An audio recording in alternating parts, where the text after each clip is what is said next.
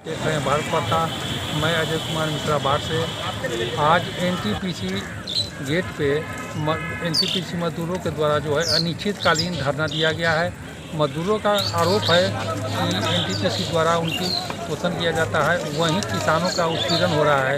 इसको लेकर के एनटीपीसी में कार्यरत मजदूर जो हैं वो अनिश्चितकालीन धरना पर बैठे हुए हैं।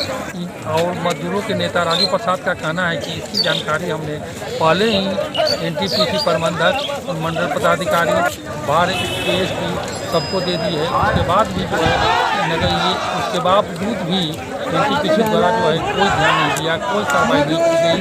इससे आगे होकर के वो आज धरने पर बैठे हैं और उनका कहना है कि जब तक उनकी मांगे नहीं मानी जाती, उनकी समस्याओं को जब तक दूर नहीं किया जाता, तब तक वो धरना पर बैठेंगे। और ये अनिश्चितकालीन धरना है।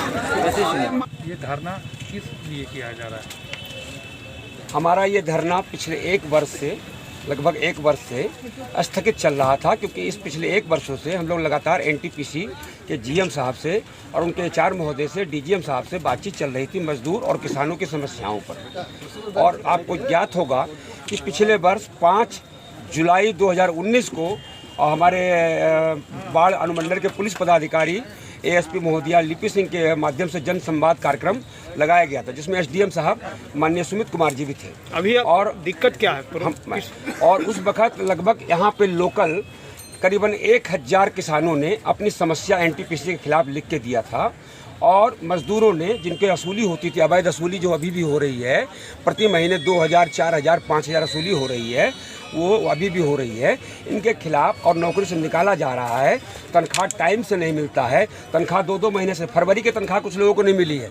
हैरानी होगा आपको जान, मार्च की तनख्वाह नहीं मिली अभी तक। और जो हमारे देश में कोरोना महामारी को लेकर 24 मार्च 2020 से लेकर 8 जून 2020 तक जो लॉकडाउन का अवधि रहा है, उसका वेतन भी मजदूरों को नहीं मिला। जबकि इस संबंध में माननीय सुप्रीम कोर्ट ने 12 जून को एक आदेश दिया है, जिसमें ट्रेड यूनियन, मजदूर और मालिक पक्ष को बैठ के इसमें सहमति बनाने की बात कही है उस ऑर्डर में। इसलिए ये धरना हो रहा है कि बातचीत के सारे रास्ते बंद हो गए। जो हमारा मजदूर को अगर शिकायत होता है और अगर वो कहीं चले गए किसी के पास, तो उसकी नौकरी से निकाल देगा। अगर वो थाने चले गए तो कल होकर उसकी नौकरी चली जाएगी। इसलिए धरना हो रहा। मतलब मजदूरों का शोषण हो रहा है। जी, मजदूरों का शोषण हो रहा है और किसानों के साथ दुर्व्यवहार हो रहा है। आज आपका बगल में सनौरा है, पानी से डूबा हुआ है।